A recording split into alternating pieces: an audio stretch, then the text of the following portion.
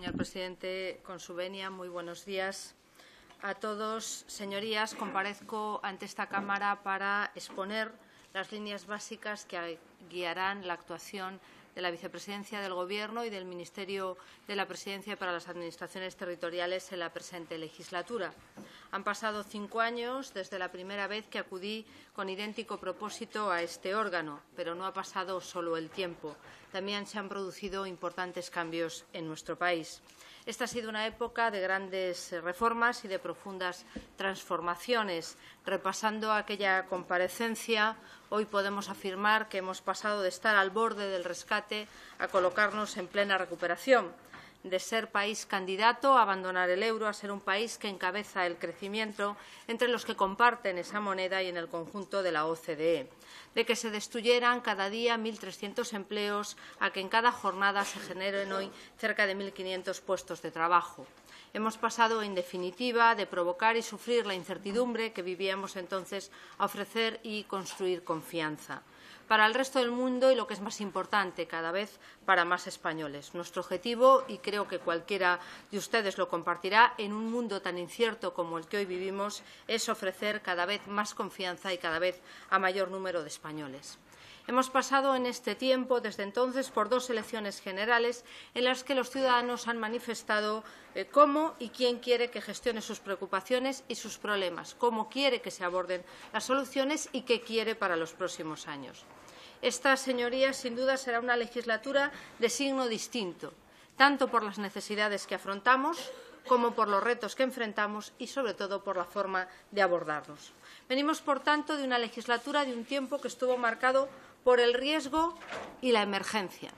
El riesgo de una intervención, el riesgo de default en los mercados, el riesgo para la sostenibilidad de nuestro modelo de bienestar. El riesgo, en definitiva, para miles de familias que veían cómo cada día perdían el sustento de su empleo y la esperanza de encontrar uno nuevo. Vivimos una situación de riesgo diario y de emergencia nacional, a la que el Gobierno tuvo que responder entonces con urgencia y con determinación. Trabajamos con firmeza para restaurar la solvencia de las cuentas públicas, la sostenibilidad de los servicios, la competitividad de nuestra economía y, en definitiva, la credibilidad de nuestro país.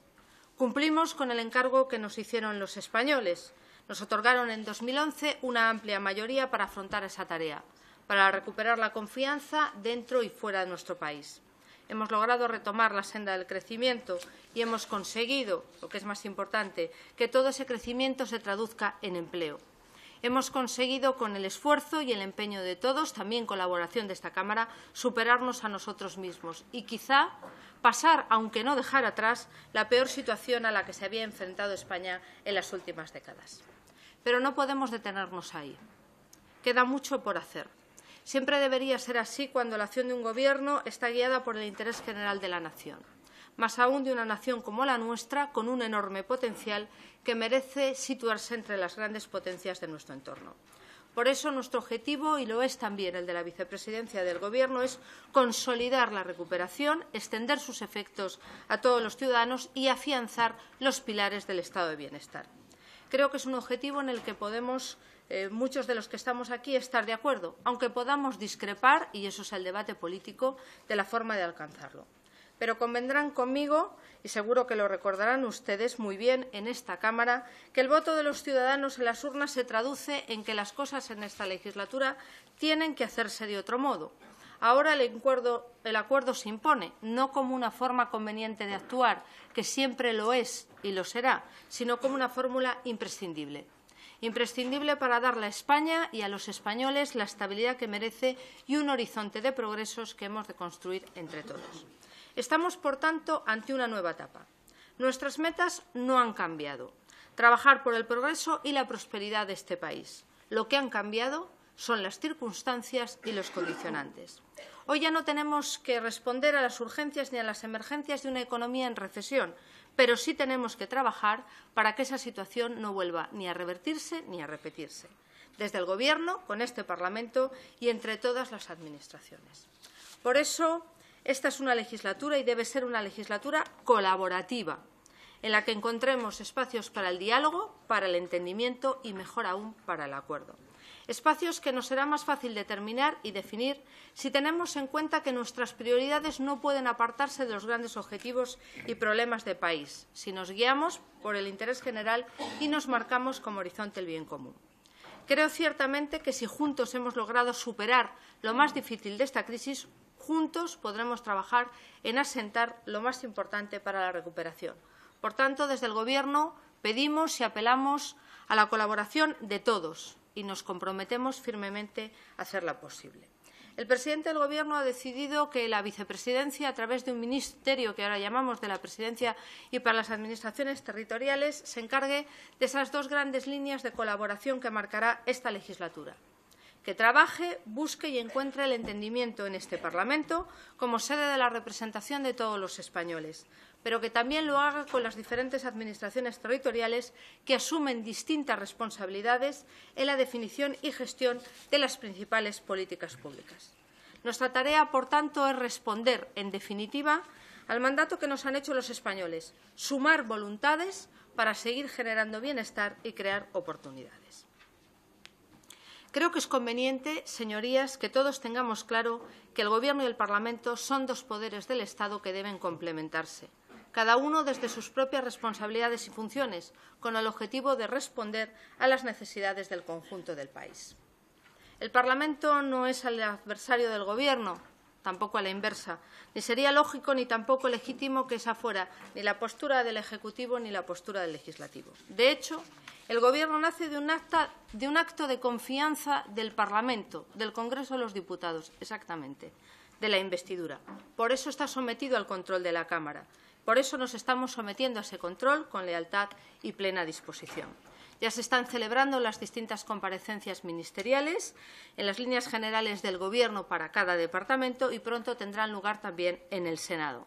Ya hemos celebrado 2 sesiones de control al Gobierno en el Congreso y 2 en la Cámara Alta, y ya se han empezado a remitir respuestas escritas a las preguntas de sus señorías una vez investido el Gobierno.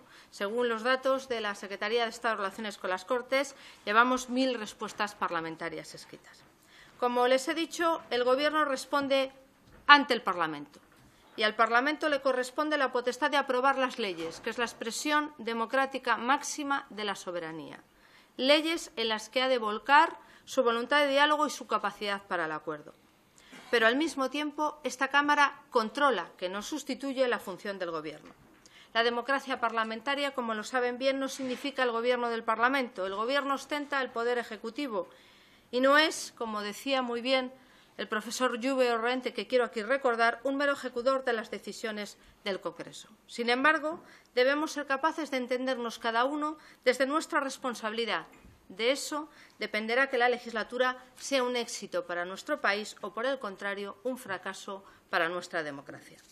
El Gobierno está dispuesto al diálogo, preparado para el entendimiento y convencido de que es posible el acuerdo. Soy consciente de que nos toca vivir una etapa llena de dificultades, pero también puede ser una época en la que no van a faltar oportunidades. Una época en que el reto es ni más ni menos que entendernos los unos con los otros, ponernos cada uno en el lugar del otro, en sus necesidades y en sus dificultades, con imaginación, con esfuerzo y con empatía, como hemos dicho en mi departamento desde el primer momento. Tenemos la oportunidad de mejorar las cosas, pero solo será posible, y aquí la aritmética es tozuda, si somos capaces de hacerlo juntos. El Gobierno pondrá todo de su parte. Sabemos que el Parlamento tiene también que ser parte en la tarea de afrontar los grandes retos que tiene por delante España, no solo ahora, no solo para este momento, sino para nuestro futuro. Si somos capaces de lograr grandes acuerdos, con generosidad y altura de miras, podremos abordar muchos de los asuntos que hoy preocupan a millones de españoles y que además marcarán nuestra vida en las próximas generaciones. Les hablo de temas de gran trascendencia y con enormes efectos en nuestras vidas. La evolución demográfica de nuestro país, el progresivo envejecimiento de la población, la despoblación de algunos lugares, asuntos que está siendo abordado ya en el Senado, el futuro de los jóvenes españoles, la plena y real igualdad entre hombres y mujeres, la corresponsabilidad familiar y la conciliación de horarios son algunos de esos asuntos que necesitan tiempo y reflexión, la que puede aportar esta Cámara, pero también acierto a la hora de determinar las medidas a adoptar.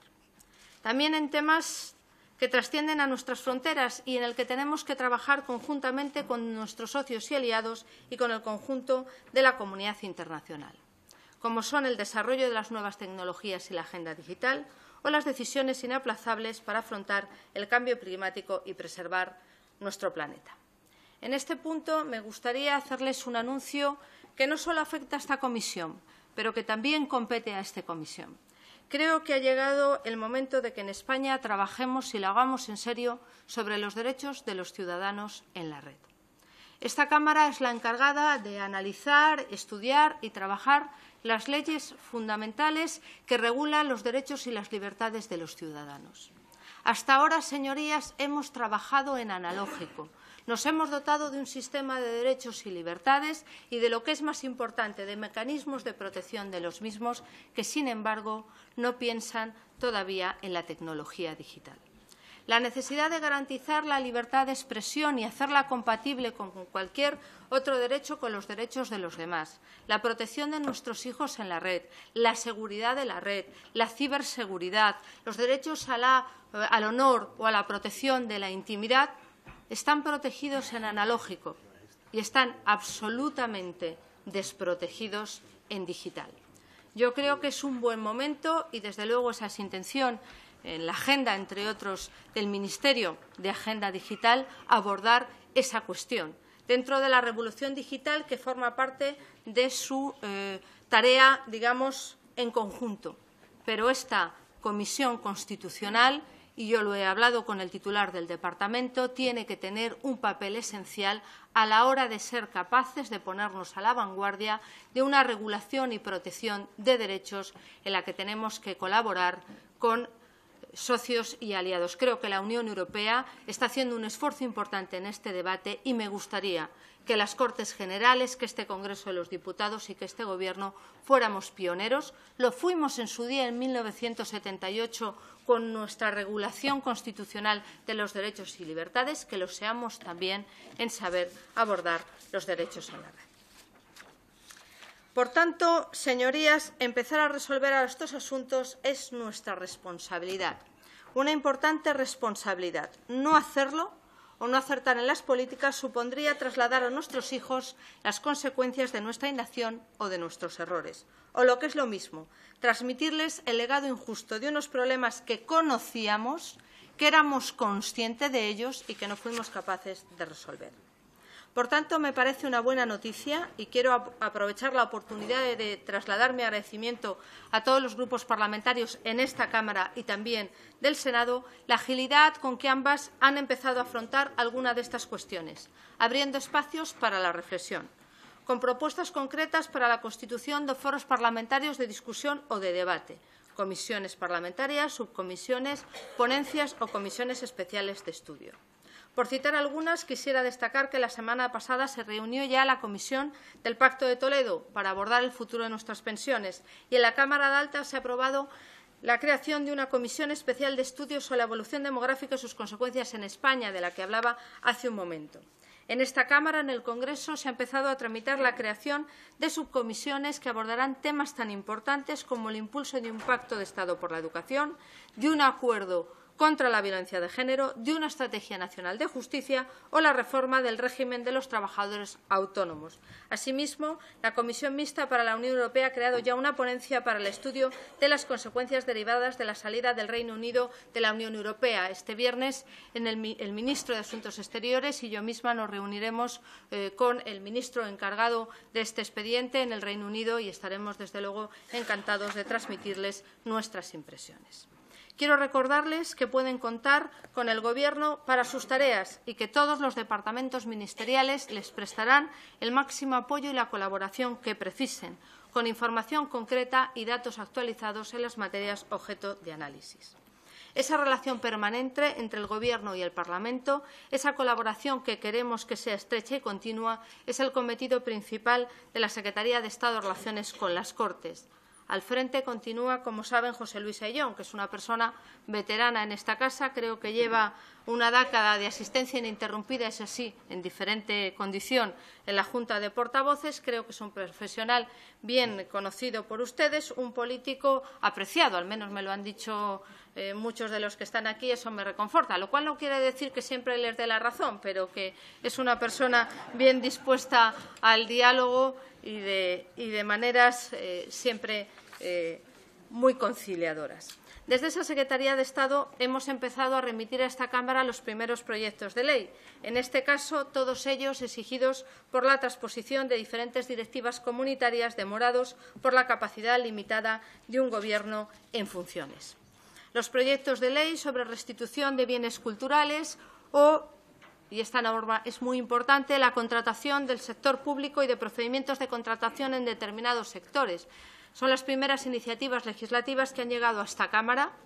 Estas dos últimas están muy ligadas a la necesidad de incrementar la transparencia en los procesos de contratación público y, como saben, esa transparencia irá ligada a medidas preventivas frente al fraude y frente a la corrupción. Creo que eso es un paso muy importante. Creo que la eliminación de la contratación negociada sin publicidad es un elemento fundamental a la hora de dar transparencia y concurrencia a la contratación. Creo que es un buen paso y yo les animo a seguir trabajando en esa línea. Hemos pedido la máxima agilidad parlamentaria. Sé que sabrán entenderlo, por cuanto estamos en algunas de esas directivas ya en una situación difícil. Saben que un Gobierno en funciones no puede remitir proyectos de ley a las Cortes, pero creo que es una buena manera también de retomar nuestro compromiso normativo con la Unión Europea. Y aquí quiero hacer un agradecimiento a todos los diputados y senadores de la 10ª legislatura. España ha obtenido unos niveles de transposición excepcionales en esa legislatura. Hemos sido capaces de alcanzar déficits de transposición, que así se llaman, a la cabeza de los Estados más cumplidores de la Unión. Eso es una muestra muy clara de nuestro compromiso y eso es una tarea conjunta del Gobierno y de estas cámaras que quiero agradecer. Seguiremos enviando esos proyectos de ley. El próximo creo que será un anteproyecto de ley de precursores, que también necesita de transposición y que se está abordando en una fase previa de diálogo con los principales grupos de esta Cámara.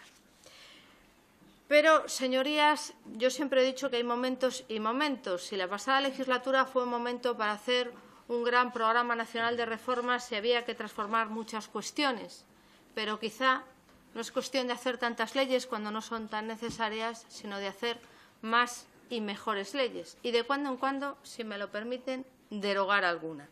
Por tanto, estamos en una nueva fase en el programa de mejora de la calidad normativa iniciado en la 10ª legislatura. Siguiendo las premisas de la Better Regulation y en la línea de las reformas acometidas en la Ley de Procedimiento Administrativo y de Régimen Jurídico del Sector Público, que ustedes conocen bien y que además trabajaron muy intensamente.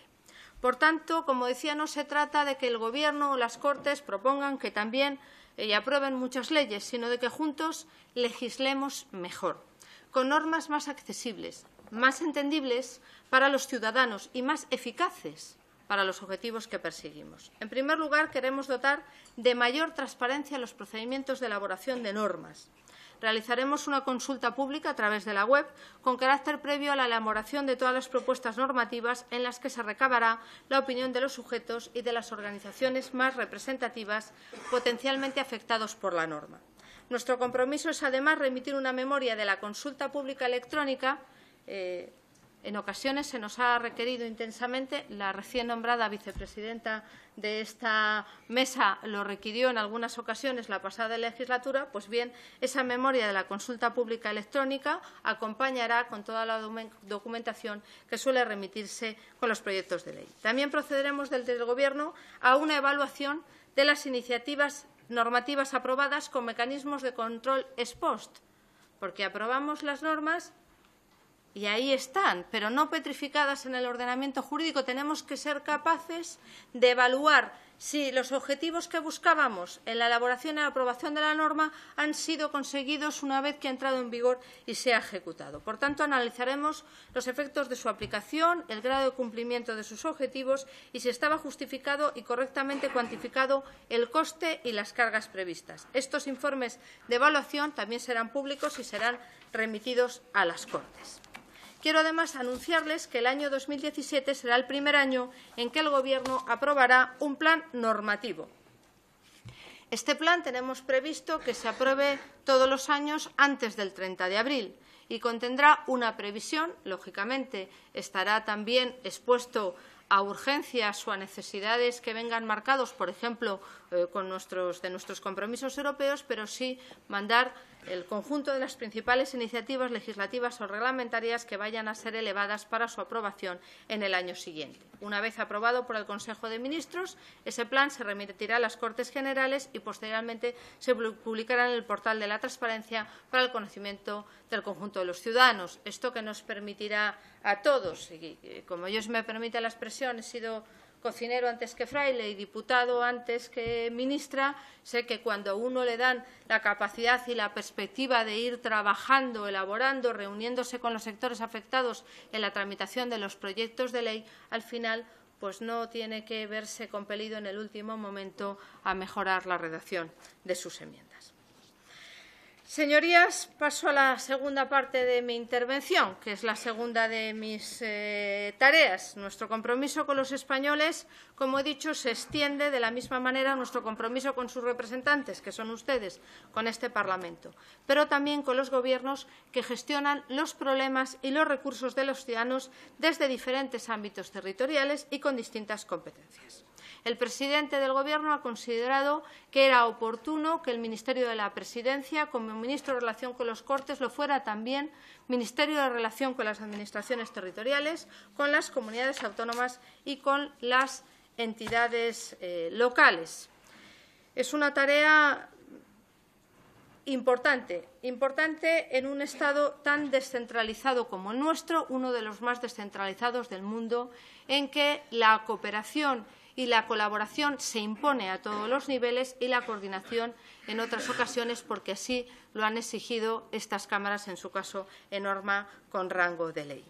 Ayer mismo la OCDE, al analizar los ingresos fiscales, concluyó que la Administración General del Estado únicamente gestiona el 42,3% de la recaudación de impuestos, frente al 53,4% gestionado de media por los Estados federales. Es decir, que la Administración General del Estado gestiona un menor volumen de ingresos que el Estado federal en la mayoría de los países de nuestro entorno. Más fuentes lo confirman. Según el Banco de España, en relación con la distribución de competencias en esta materia impositiva, nuestro país tiene también uno de los sistemas fiscales más descentralizados del mundo. Más del 40% de los impuestos son asignados o recibidos por las administraciones territoriales, el nivel más elevado de todos los países de la Unión Europea, muy por encima de la media, que se sitúa en el 10%. Además, si analizamos el gasto público realizado por el conjunto de las administraciones públicas, creo que hay que poner en valor que el gasto social, fundamentalmente pensiones, prestaciones por desempleo, sanidad, educación y el conjunto de las prestaciones sociales concentran más del 60%, el 62,4% de todo el gasto. Teniendo en cuenta que al Estado le corresponden las partidas de pensiones y prestaciones por desempleo, el gran volumen del gasto social en nuestro país se gestiona por comunidades autónomas y, en menor medida, por corporaciones locales. También quiero recordar, y ese será uno de los temas del que sin duda hablaremos esta tarde en el Consejo de Política Fiscal y Financiera, que el Estado aporta una parte importante de la financiación que esas administraciones utilizan para sufragar los servicios que prestan, que no solo es por sus ingresos propios. Si consideramos las transferencias y aportaciones a las administraciones territoriales, el importe o el porcentaje de los presupuestos generales del Estado que se destina a gasto social asciende al 70,8%. Por tanto, gasto social en esos niveles y, además, gasto social que pone en evidencia la labor y el papel de nuestras comunidades autónomas en la gestión de los ingresos y gastos en nuestro país. Por tanto, comprenderán y compartirán, espero que así sea, que es preciso reforzar los mecanismos de relación y de interrelación con las administraciones territoriales. Como decía, instrumentos de coordinación en algunos casos, porque así lo marca la Constitución y las leyes, y de colaboración y cooperación en todos los demás. Es importante fortalecer esos instrumentos, de la misma manera que es importante que cada uno ejerzamos nuestra responsabilidad en un clima de lealtad institucional. El objetivo, en todo caso, es afianzar y mejorar los marcos de comunicación primero y de colaboración después entre todas las administraciones. El primero de ellos es la Conferencia de Presidentes. Saben, lo conocen porque estaban todos sentados en su escaño, que ese fue un compromiso del presidente del Gobierno en su debate de investidura, su convocatoria inmediata. Después de hablar con buen número de presidentes autonómicos, hemos convenido que la Conferencia de Presidentes marque el inicio del curso político en enero de 2017. Que el 2017 se abra con una conferencia de presidentes donde los distintos responsables de la presidencia de las distintas administraciones territoriales a nivel estatal y autonómico puedan abordar esta tarea. Hemos iniciado los contactos intensos con ese objetivo. Y quiero decirles una cosa, de las conversaciones que hemos mantenido a todos los niveles, hay una práctica unanimidad en la necesidad de cambiar la dimensión y el enfoque de ese órgano. Quiero recordar que es un foro relativamente reciente y que por primera vez ha logrado tener una concreción legal con la Ley de Régimen Jurídico del Sector Público que se aprobó, que la aprobaron ustedes la pasada legislatura. Yo creo que fue un paso para ponerla en valor, para dotarle de una institucionalidad legal que no tenía, como principal órgano de cooperación multilateral entre el Gobierno de la Nación y los gobiernos autonómicos, para la deliberación de asuntos y para la adopción de acuerdos de interés para todos ellos. Por tanto, era importante poner en valor, pero creo que es necesario, humildemente, cambiar su filosofía y la trascendencia de sus decisiones. Sinceramente, y con todos los respetos, y además asumo la responsabilidad que me corresponde porque yo asistí a la última de ellas, la Conferencia de Presidentes no puede limitarse a ser una reunión ocasional con un magnífico protocolo y pocos resultados. Tampoco puede resolverse, y digo que aquí estamos de acuerdo la inmensa mayoría de los presidentes autonómicos, el presidente del Gobierno y la vicepresidenta que preside la Comisión de Preparación, que no puede ser una mera yuxtaposición de problemas, de los problemas que aquejan a cada uno. Debería dirigirse más bien a procurar las soluciones que convienen a todos. Quizá por ello existe ese nivel de consenso en la necesidad de cambiar un poco la línea. Todos somos Estado. Nuestro compromiso con la Unión Europea, por ejemplo, es un compromiso del conjunto de la nación. Los debates que se van a plantear en las próximas fechas en la Unión son unos debates que nos competen a todos. Primero, porque son el diseño de las grandes políticas públicas y, por tanto, todos tenemos que participar en ese diseño. Y después, porque los compromisos que ahí se derivan necesitan de nuestra responsabilidad solidaria entre nosotros y con los ciudadanos. Por tanto, del acierto a la hora de diseñar las políticas que nos afectan dependerá de la capacidad de responder a las necesidades y las expectativas de todos. Por tanto, la Conferencia de Presidentes, a nuestro juicio, y creo que es compartido, debería entenderse como un órgano para poner en común las diferentes aproximaciones a los principales problemas del país y no una mera concatenación de problemas particulares. Tiene que ser un órgano al máximo nivel, desde luego con pleno respeto a las Cortes Generales y su capacidad, para el diseño de las políticas públicas, para marcarnos objetivos y desarrollarlos con una visión consensuada, cada uno en el ejercicio de sus competencias. Desde esa convicción y con esa voluntad, les anuncio que el presidente del Gobierno enviará en estos días la carta de convocatoria de la sexta Conferencia de Presidentes e inmediatamente procederemos a convocar el comité preparatorio de la conferencia para la definición del orden del día a abordar en esta reunión. Saben que el orden del día es consensuado, pero sí puedo decirles que de los contactos previos, asuntos como el avance en la recuperación, la consolidación en la creación de empleo, los futuros debates en el conjunto de la Unión Europea y la sostenibilidad de nuestro estado de bienestar y las principales políticas que de él se derivan, como puede ser la educación o la atención social y sanitaria, pueden formar parte de ese orden del día, si así lo deciden los consejeros en los que deleguen en ese comité preparatorio los diferentes presidentes autonómicos.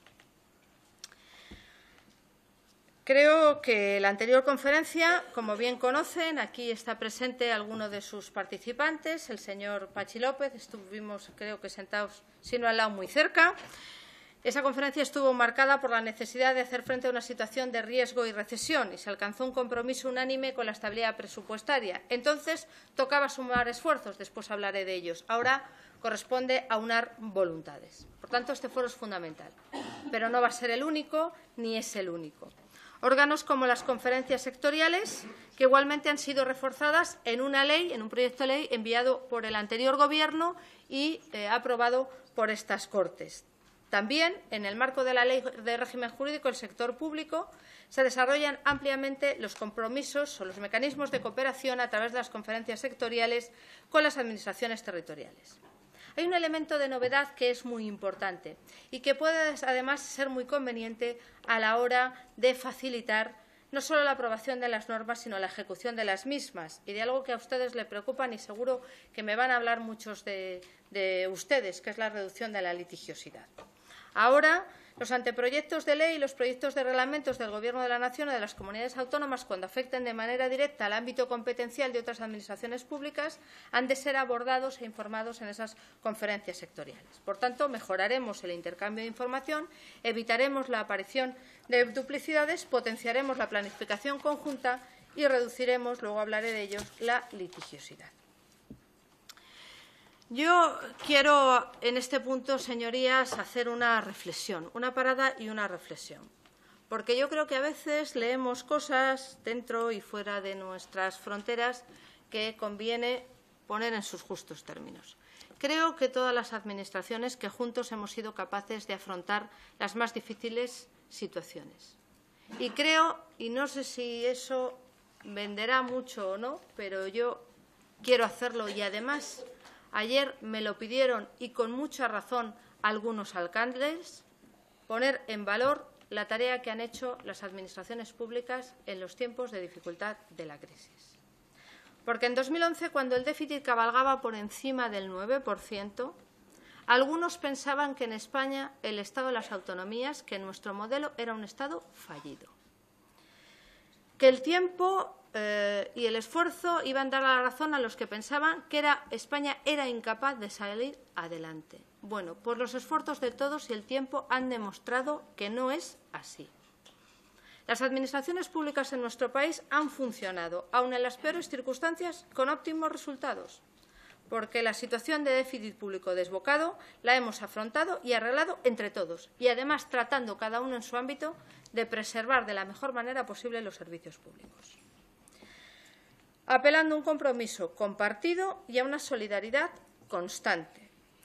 El Gobierno puso en marcha de forma inmediata mecanismos para facilitar la financiación y liquidez de las administraciones territoriales, desde el mecanismo de pago a proveedores hasta el Fondo de Liquidez Autonómico y otras medidas que han supuesto una inyección de cerca de 200.000 millones de euros entre los años 2012 y 2016. Y que, si me permiten decirlo, y era obligado, ha servido para que muchas empresas españolas, especialmente autónomos y pequeñas y medianas empresas, hayan podido cobrar de las administraciones públicas y evitar despidos y cierres. Creo que ese sistema, permítanme que no sea quizá terminológicamente correcta para los fiscalistas y financieros, pero creo que es así, hemos mutualizado nuestros problemas y hemos tratado de resolverlos todos juntos. Creo que el escenario que tenemos ahora es bien distinto al del 2011. Creo que tenemos que seguir trabajando en nuestros objetivos, asentar el crecimiento, acelerar la creación de empleo y afianzar los pilares del bienestar.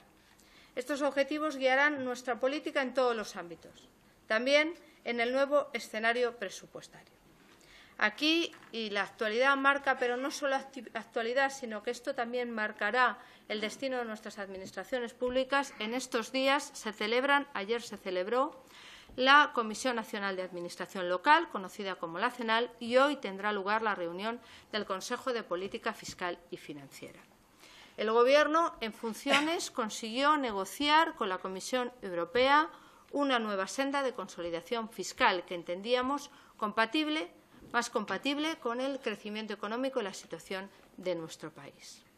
Ayer reunimos al presidente y vicepresidentes de la FEM, los principales alcaldes, los ministerios de administraciones territoriales, de Hacienda y de Economía para transmitirles sus objetivos de estabilidad presupuestaria y deuda pública, que, como en anteriores ejercicios, será del cero, es decir, están en equilibrio presupuestario.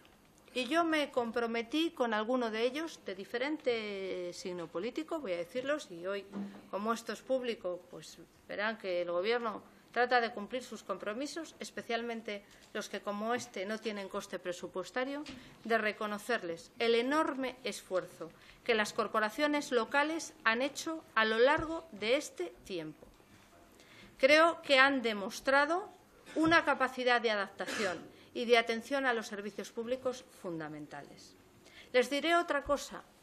Han demostrado que son Estado y es muy importante que lo sigan haciendo, porque gracias a los ayuntamientos hay presencia pública, presencia del Estado que no del Gobierno, en municipios que de otra manera no tendrían ninguna presencia pública siempre necesaria e imprescindible para atender a sus vecinos. Creo que han dado una lección de buena gestión de sus cuentas públicas. Esta tarde se celebrará el Consejo de Política Fiscal y Financiera para trasladar a las comunidades autónomas los objetivos de estabilidad presupuestaria y deuda pública. Permítanme que sean ellas las primeras que conozcan y puedan abordar esas cifras, pero sí decirles que tendremos muy en cuenta el esfuerzo realizado hasta la fecha. También ayer se abrió un tema que quizá a algunos de ustedes, que creo que tienen experiencia municipal, les interesará. Ayer uno de los debates que se puso encima de la mesa es la regla de gasto. Lo conocen ustedes perfectamente. Saben que en estos días, a partir del 5 de diciembre, el ECOFIN analizará el tratamiento de la regla de gasto en el conjunto de las instituciones de la Unión Europea y el compromiso que el Gobierno ha asumido con las corporaciones locales, también con las comunidades autónomas, es que a partir de ahí creemos un grupo de trabajo en que, con la asistencia de la Autoridad Independiente de Responsabilidad Fiscal, podamos abordar la definición de la regla de gasto, Estado, comunidades autónomas y corporaciones locales juntos, para seguir promoviendo la consolidación fiscal, seguir incentivando buenas prácticas en esa gestión, pero también tener presente algunas de las necesidades y algunas de las inversiones que los ayuntamientos, por poner un ejemplo, sin ir más lejos, quieren acometer con los superávits generados. Señores diputados, señorías, en distintos foros y muchos de ustedes han puesto de manifiesto la necesidad de reducir la litigiosidad entre administraciones. Es esta una responsabilidad recíproca, porque depende de ambos contendientes frenar y reducir. Tienen mi compromiso, y lo he dicho, de potenciar las comisiones bilaterales previstas en el artículo 33 de la Ley Orgánica del Tribunal Constitucional, que, como saben, es un instrumento creado para fomentar la negociación y, con ello, la transacción y el compromiso antes de acudir a los pertinentes recursos o conflictos ante el Tribunal Constitucional. Podemos abordar las cifras, creo que después habrá tiempo para ello, pero yo creo que es un buen elemento para esos acuerdos y, por nuestra parte, la máxima disposición, si las administraciones del otro lado consideran oportuno, repasar los recursos pendientes y, desde luego, intensificar la negociación y la transacción para evitar los futuros. Señores y señoras diputados,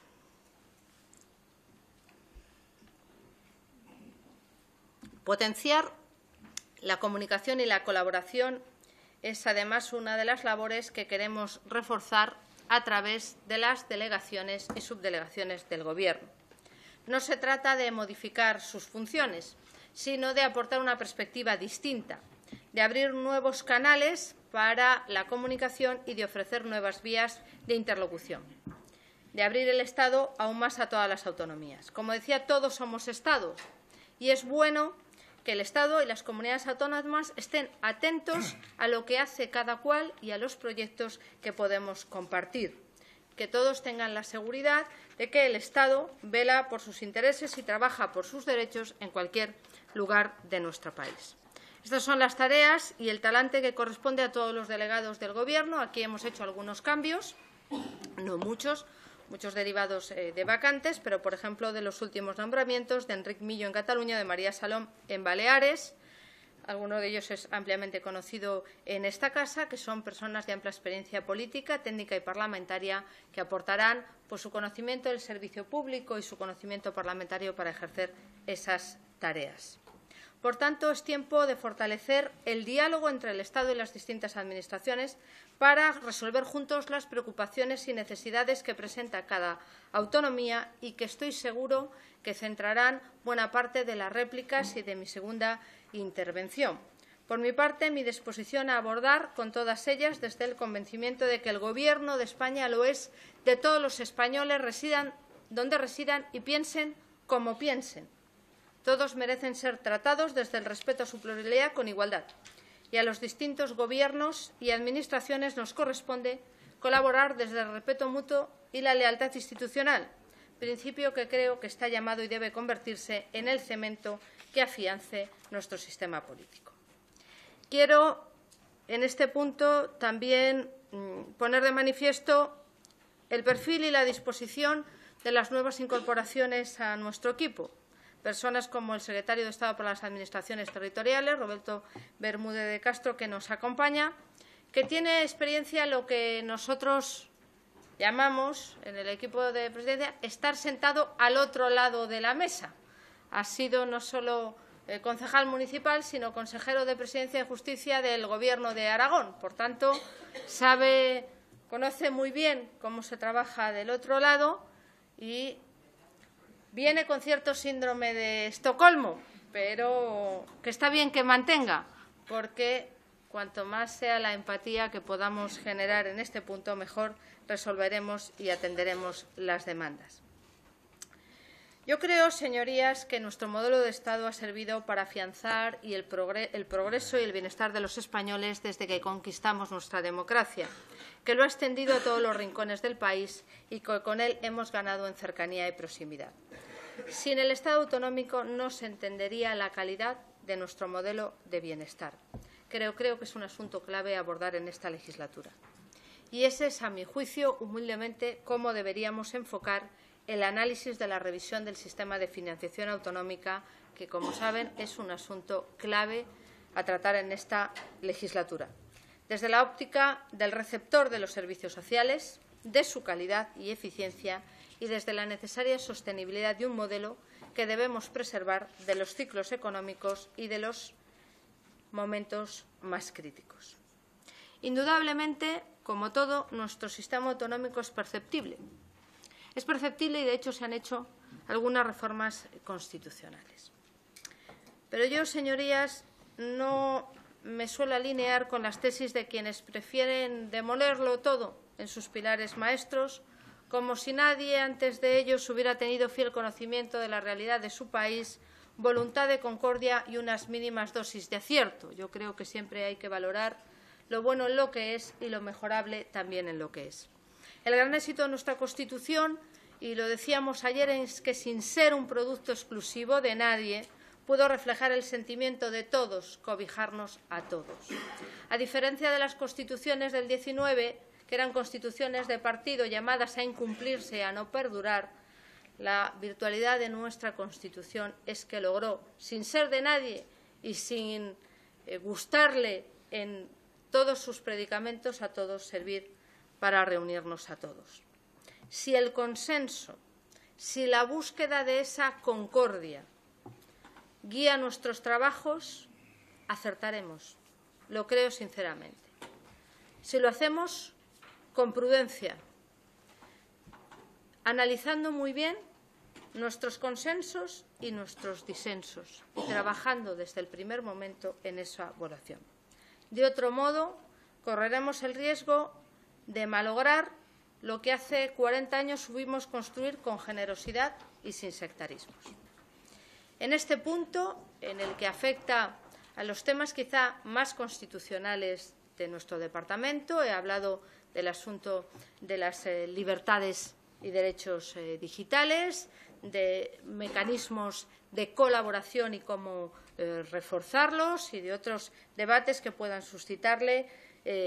Quiero también presentar al subsecretario del Ministerio de la Presidencia y para las Administraciones Territoriales, José María Jover, que es letrado del Consejo de Estado, constitucionalista y que ha participado en algunos de los trabajos más interesantes que esa Casa ha hecho en el ámbito constitucional y en el ámbito europeo.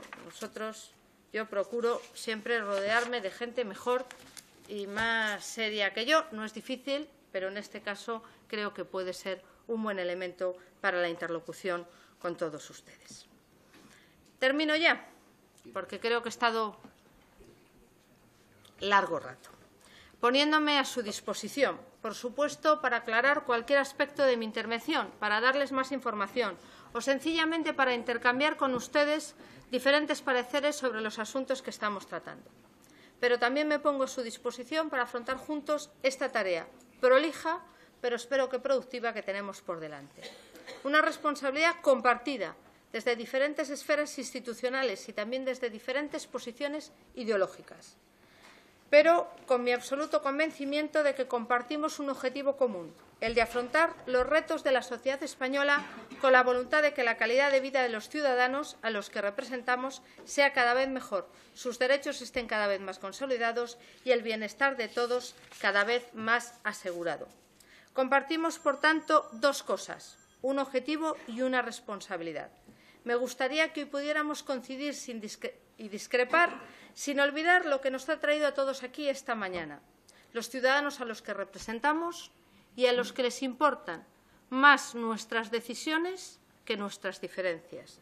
Nuestro debate solo cumplirá con esos objetivos, creo, si lo hacemos desde la lealtad, con espíritu crítico, sí, por supuesto, pero constructivo, sobre todo. Estamos aquí para debatir, para que nuestras palabras contengan las mejores soluciones a los problemas de los ciudadanos y no para que nuestros debates arrojen nuevas incertidumbres a sus vidas. Tenemos que ser capaces de demostrar que las instituciones de nuestro país y los hombres y las mujeres que tenemos el inmenso honor de representarlas somos parte de la solución y en ningún caso el origen de los problemas que les preocupan. Esa es nuestra obligación y nuestra responsabilidad. Así procuramos ejercerla desde el Ministerio de la Presidencia y de los distintos organismos que a ella están adscritos, desde la colaboración en los debates políticos y constitucionales que lleva a cabo el Centro de Estudios Políticos y Constitucionales, desde, y aquí no me atrevo a decir porque hay importantes politólogos, el Centro de Investigaciones Sociológicas, en esa cosa que cada vez está siendo más difícil de conocer por dónde van las opiniones de la sociedad española, desde la tarea que lleva a cabo, entre otros, el Boletín Oficial del Estado, que procura publicar puntualmente y cada vez en términos más digitales y tecnológicos el Boletín Oficial del Estado. También en la gestión de un patrimonio que es de todos, que es el patrimonio nacional. Y aunque no corresponde a esta casa, pues tenemos comisión propia en la que saben que siempre estamos gustosos de comparecer, el Centro Nacional de Inteligencia.